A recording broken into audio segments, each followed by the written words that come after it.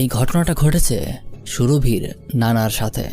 সুরভির নানা নানি গ্রামে বসবাস করে। তাদের ঘরবাড়ি এখনও মোটামুটি মাটির ঘর বলতে পারেন। দালান কোঠা, বড় বড় বিল্ডিং তেমন জায়গায় তারা বসবাস করে না।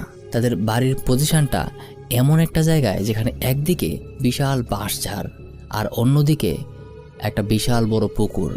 বাঁশঝাড়ের পেছনেই একটা কবরস্থান আছে। তবে ঘটনাটা বাঁশঝাড় বা কবরস্থান নিয়ে না, ঘটনাটা পুরোটাই সুরভির নানা আর নানিকে কেন্দ্র করে।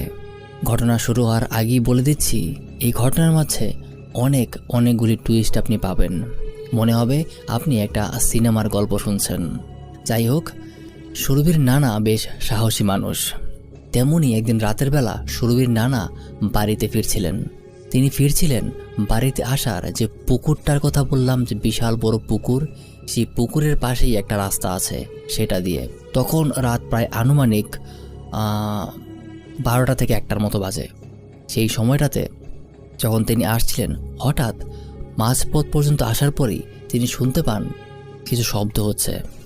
তিনি একটু এগিয়ে গিয়ে দেখেন, আসলে তখনকার সময়ে টর্চ লাইট ছিল না।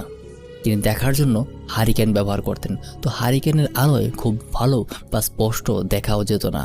তবুও তিনি অনেকটা পুকুরের দিকে এগিয়ে গিয়ে হারিকেন ধরে দেখার চেষ্টা করলেন যে শব্দটা আসলে কোথা থেকে আসছে।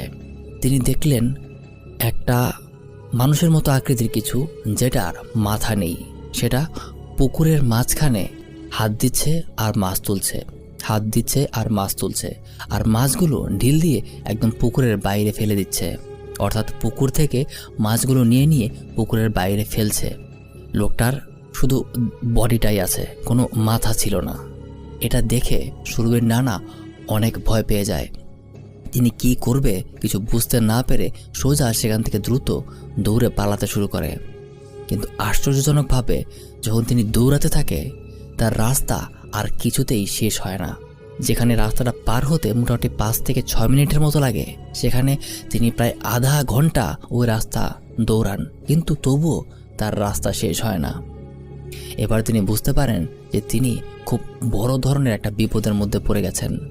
তো অনেকটা সাহস নিয়ে তিনি সরাসরি সেই যে আকৃতির যে প্রাণীটা ছিল তার কাছে জিজ্ঞাসা করে যে, আপনি আমার কাছে কি চান?